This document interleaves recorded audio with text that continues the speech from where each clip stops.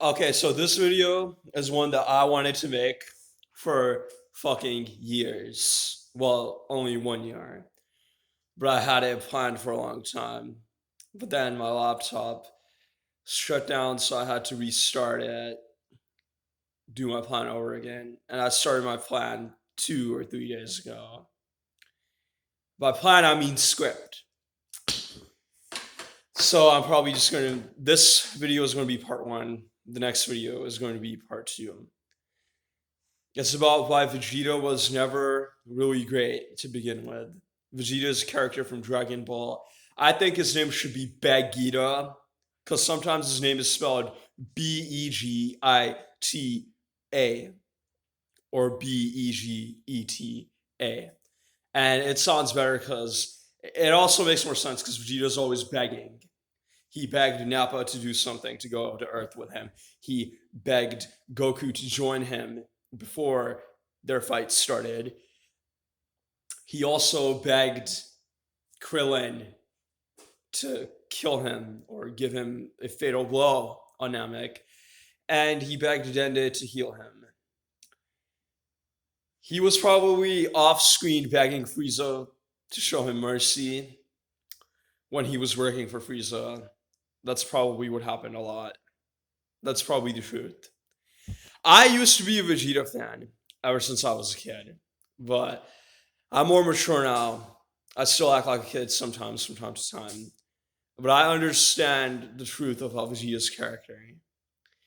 He is very overrated. Goku is not much better, but this is not about Goku.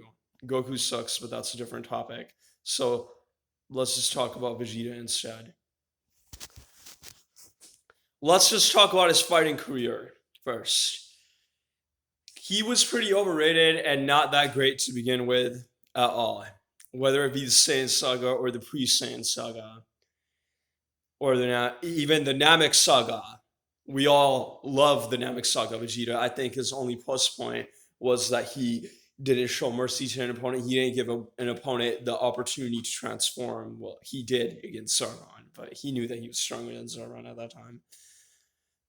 He didn't try to let the opponent get their wish granted, though. Like, he wouldn't let Frieza get the Dragon Balls. He wouldn't confront Frieza directly. So he was smart and intelligent. He was a tactician at that time. But later on, he got arrogant, or it's just the flaw of the author's writing.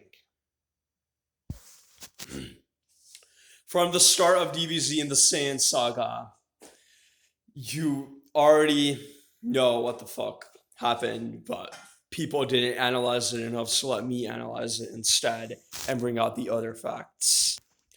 People say Vegeta beat Goku. I accept it, but first of all, who has not beaten Goku? Jackie Chun beat him twice before the Great Ape form and after Goku turned into a Great Ape. Yamcha, Chi-Chi, General Blue, so many people. Raditz did it in a much more impressive way. He one-shotted Goku compared to Vegeta, who has to do so much labor. Now, do you want to know how Vegeta beat Goku? That's what matters more. How he beat him is with a tenfold multiplier, the Great Ape form. Every Saiyan has that form, unless they don't have their tail. Vegeta had his tail, Goku did not have his tail. That's why Goku didn't have the Great Ape form. If Goku had the Great Ape form, then he might have been able to beat Vegeta. And Goku already exerted at least a fraction of his power, or multiple fractions of his power, in fact, okay? He was probably at like half of his base 1 power at that time before using Kaioken. I'll explain first. He had to cross all the miles of Snake Way. Imagine how long it takes. And Goku gets hungry a lot. He was hungry against multiple people, against Tambourine. And Goku had to use a lot of his power to take out Nappa. So he wasn't at full power, but Vegeta, on the other hand, was at full power. He had a year's worth of rest in that space pod. He had 3 hours of relaxing, not having a care in his world, being a lazy fuck.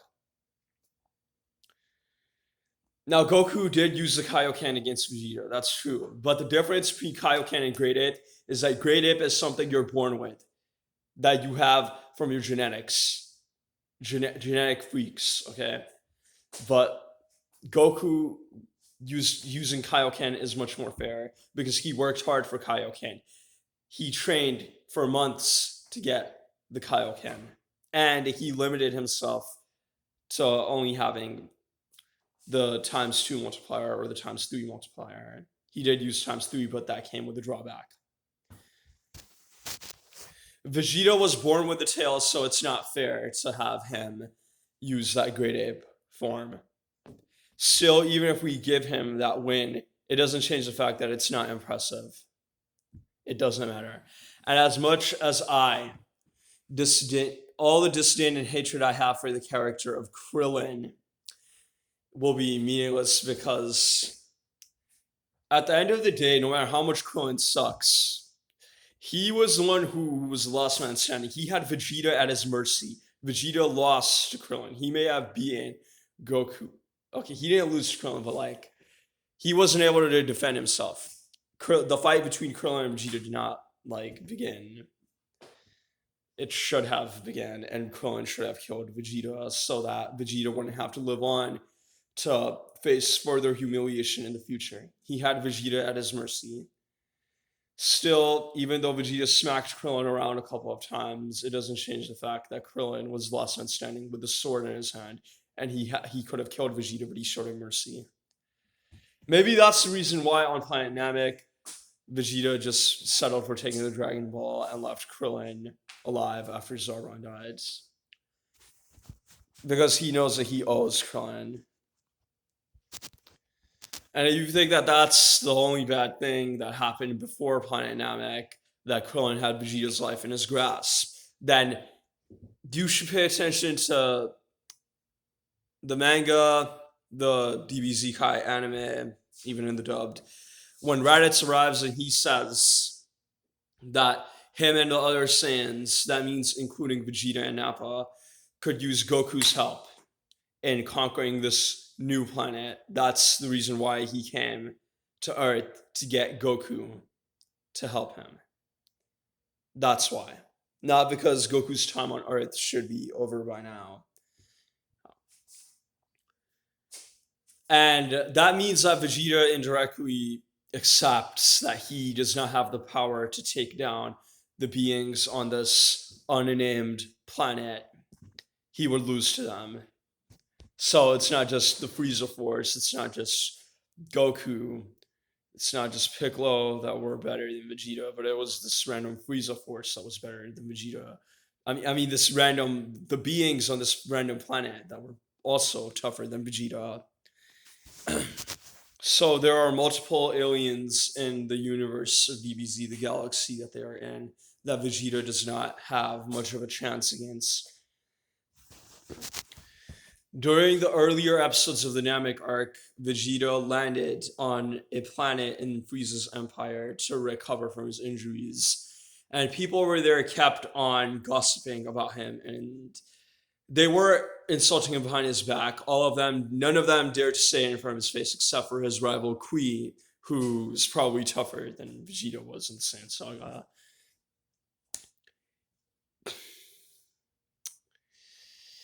He started insulting Vegeta to his face. All Vegeta could do was remain silent and just take it. Until he didn't take any action until he heard that Frieza went to Planet Namek.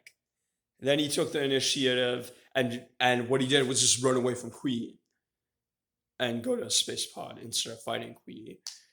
I guess that was a smarter choice, but like, it shows that he really doesn't have that much self-respect for himself. If he was a respectable individual and character, then he would have dealt with Kui right over there on that planet and tried to kill him or fight him, or at least injure him and then run away. If you run away after injuring someone, then in my eyes, you have a lot more respect as a fighter. After that, it is shown that Vegeta beat Kui on Namek, but it's not a big deal because the only time we see any achievement from Kui, for those of you who don't know who Kui is, he's that purple-skinned character with no fucking hair on his head, but he has these weird antennas that come out of his fucking cheeks. I think Japanese people are probably obsessed with fucking insects, so they design these characters after them.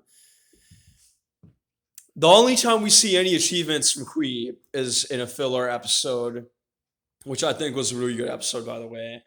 But that filler episode has Kui with like 9 other random henchmen of Frieza eradicating the beings on this planet, except for the survivors who escaped. And those survivors end up meeting Gohan, Krillin, and Bulma in space. Sometimes the filler can be better than the manga. But that was an anime only scene. And it's possible that it was approved by Akira Toriyama, but even if it was approved by Akira Toriyama, the problem with Kui's achievement is that it was against people who were just as weak as random Earthlings are. He beat a bunch of nameless fodders. He didn't beat anyone that was worthy of note, that was worth their salt, that was a respectable fighter. So Vegeta beating Kui when Kui hasn't beaten anyone that is worthy of really being mentioned doesn't matter. It's not a great feather in Vegeta's cap. It's not a trophy in Vegeta's arsenal. It's not impressive. So, as far as I'm concerned, Vegeta hasn't had one W at all, even after killing Kui. Now, for number two, to continue number two, it started with Kui and it's going to end with Doria. Vegeta beat Doria, that's true, but people ignore all of these things, okay? Doria is a fighter who has been caught off guard multiple fucking times. First, when that Namek elder named Muri destroyed his scouter. Doria was clueless. He didn't know what to fucking do. Then Dodoria was kicked first by Gohan, then by Krillin. Surprise attacks. I know there's surprise attacks, but Dodoria's power level was like 20,000, and Krillin and Gohan were each at like 1,500. Because Gohan doesn't have that rage boost, so he's not at 2,800. Okay. And they didn't have their senzu beans, so they didn't completely recover from the Saiyan saga yet. So when you're more than 10 times stronger, 10 times faster, you have 10 times better reaction speed than both of these runts, but they end up punking you out, then it's not a good show for Dodoria as a fighter. His only achievement is beating those 3 adult Namek warriors, and that was after those adult Namekians already exhausted themselves by taking out like 20 henchmen of Frieza. So Dodoria, I mean, even that's not a good achievement, unless you want to count the movie, a movie special. Which I'll say at this point, at the release of the Namek Saga, it was canon. It's the Bardock special where Dodoria one-shotted Bardock. But we don't know how powerful Dodoria was at that time. He one-shotted a guy that was almost at 10,000. That's true. But it's possible that Dodoria during the Bardock special might have been stronger than the Dodoria of Namek Saga, because Dodoria as a fat fuck doesn't seem like the type of individual or character to train. Still, Vegeta did defeat him. He defeated the guy that defeated Goku's father. But why it's not impressive is that Doria lacks skill. He gets caught off guard very easily. He gets punked out by people that are weaker than him. He also fell for Krillin's Taioken, the solar flare. So this is like a half-ass W. I'll say, like, if you were to count every credible fighter with 1 point, you kill one credible fighter, you get 1 point. Then for killing Dodoria, Vegeta would get half of a point, because Dodoria is not shit, in my opinion. By the way, to my dismay, I did actually mess up a bit on like the numbers. Like, I said this was the second point, but really Dodoria and Kui are the third point. The first point was Raditz mentioning that Vegeta couldn't take over that planet, so they needed Goku's help. The second point was that Vegeta got punked out in the Saiyan saga. He was at Krillin's mercy. The third point is Dodoria and Kui together, and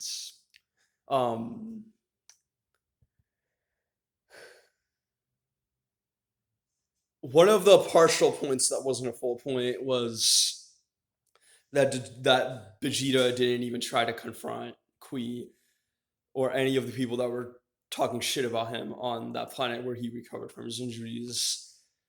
Now I'm getting to the fourth point, which is about Zarbon. I had to make shit a little bit more comfortable for me, so.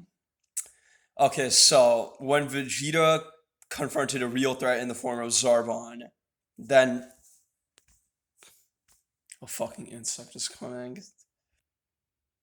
Once he confronted Zarbon, then Vegeta was brutally put in his fucking place.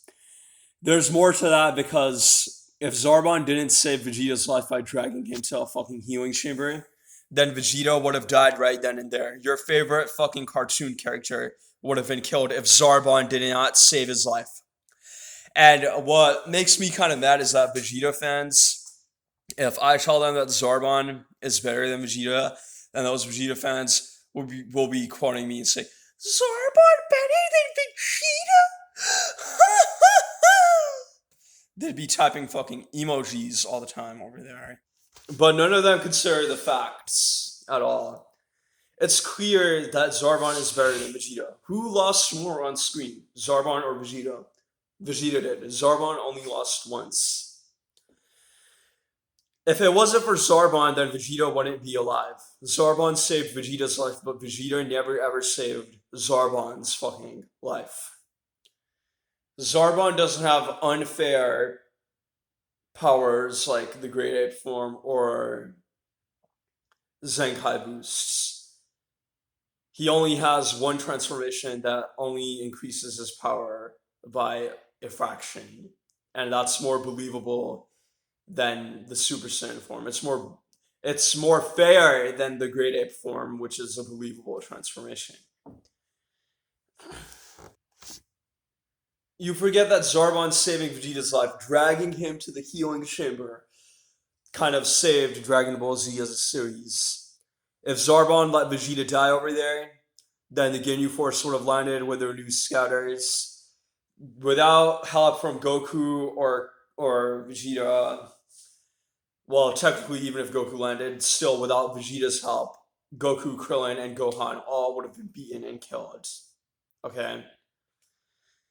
Vegeta was instrumental in getting rid of Captain Ginyu at that time.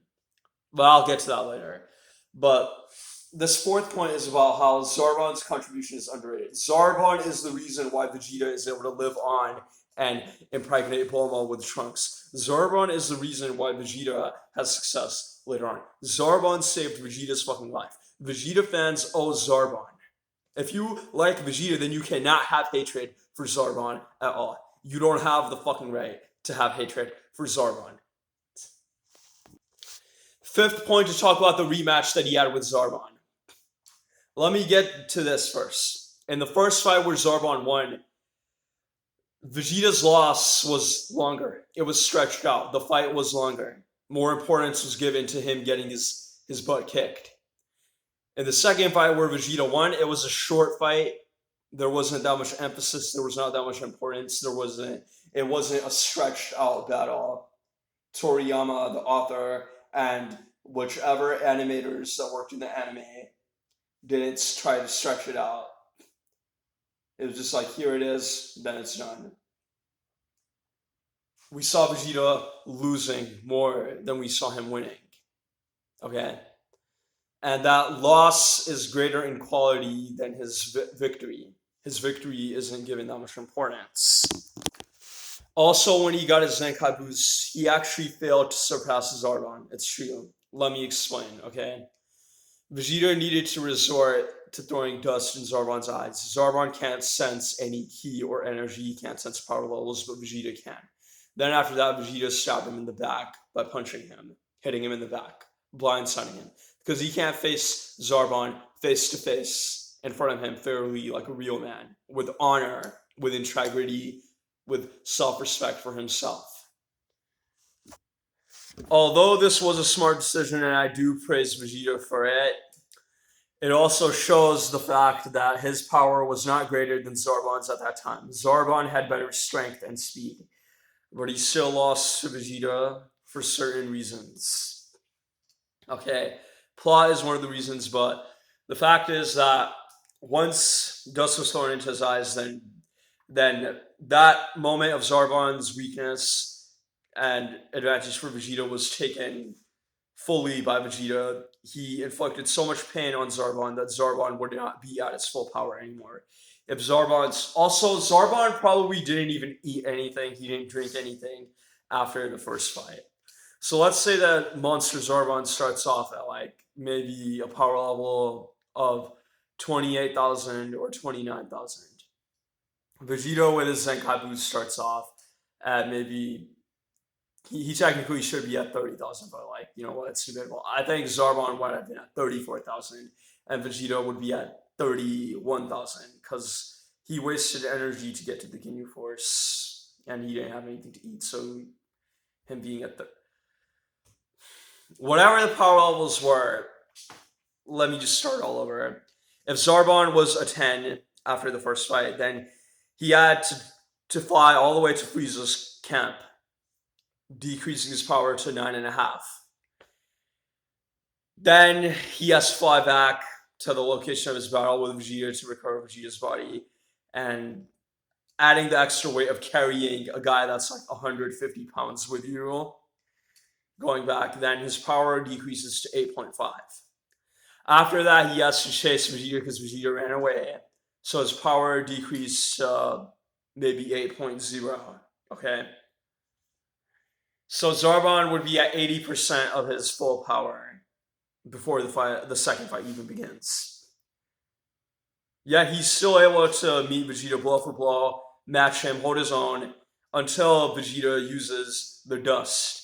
But you know what? Even after being weakened, after that dust came out of his eyes, the dust came out of his eyes only after he was punched multiple times and he was bleeding. Still, if you analyze the fight, slow it down a little bit, because it happened in like 2 minutes, but like if you pause for every 3 seconds and you can see like 5 different images over there, Zarbon was still punching Vegeta, he was still kicking Vegeta even after being weakened by him severely, showing that he can still hold his own against Vegeta.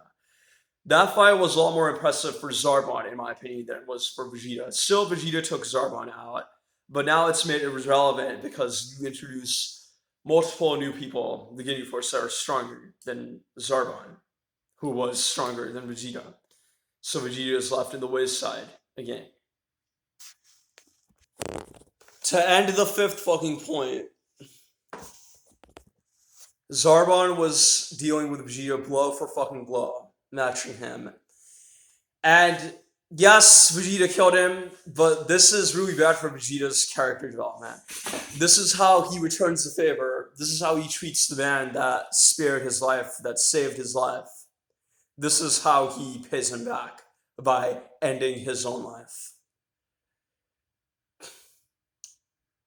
That's just fucking wrong. You shouldn't have any likeness for Vegeta. I'm going to get to the 6th point now.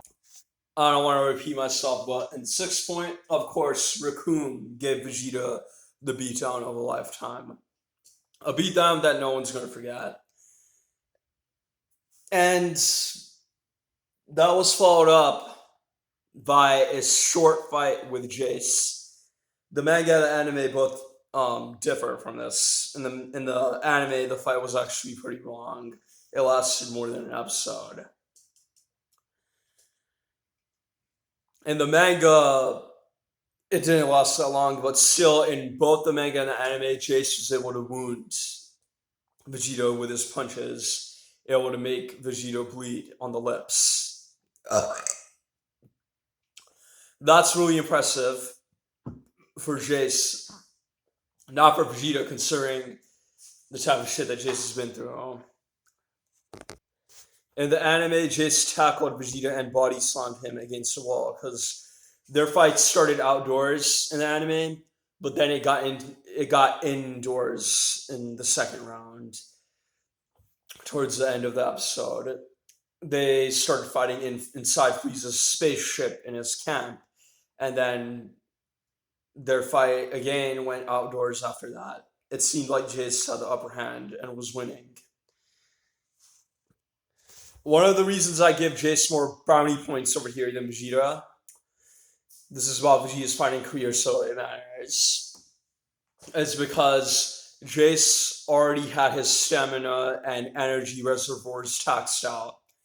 He had to first travel from Frieza's spaceship to go and help Ginyu get the Dragon Balls. That's the first time. Then the second time he was fighting Goku after Raccoon lost, and he was wounded by Goku. Compared to Raccoon, who was just one-shotted, Jace has better durability.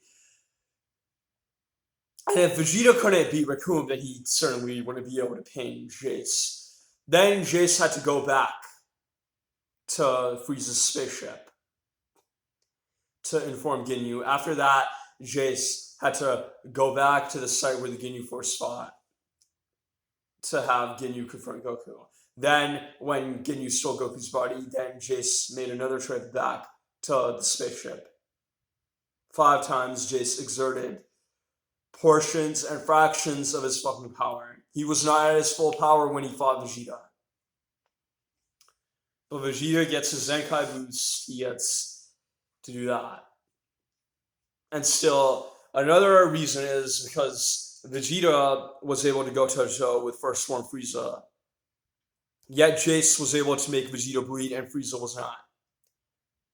Imagine how tough it is being able to injure and wound an individual that is 10 times faster and 10 times stronger than you. It's gotta take a lot of fucking skill to do that. Jace has a lot more skill than Vegeta. Overall, when you look at it, then his track record against the Ginyu Force, Vegeta's track record, his fight against the Ginyu Force is really poor showing for him. He really didn't do much against the Ginyu Force. When you look at that anime-only scene that was approved by Akira Toriyama, where the Ginyu Force landed on King Kai's planet and fought Yamcha and Tien, and then they all mentioned how Vegeta was treated like a kid. He was ragdolled, he was pushed around by the Ginyu Force. That shows that the characters in Dragon Ball, they don't remember Vegeta killing members of the Ginyu Force. The characters of Dragon Ball remember Vegeta losing to the Ginyu Force. That's what they fucking remember. Nothing else. So his track record against the Ginyu Force sucks. Now I'm going to get to the 7th point. Oh, but wait, to end the 6th point, sorry about that, but fine. There was a 6th time where Jace exerted his power. He was spamming Ki Blasts. If he didn't do that, then he would have had a bigger reservoir. He possibly might have been able to beat Vegeta instead of losing to Vegeta. So overall, Vegeta was really garbage and trash against the Ginyu Force. Now let me move on to the 7th point without further delay. He's like Apollo Creed, a talker, not a doer. All bark, no bite. A chump. This 7th point is the last one of this video, and it will be about the Frieza fight.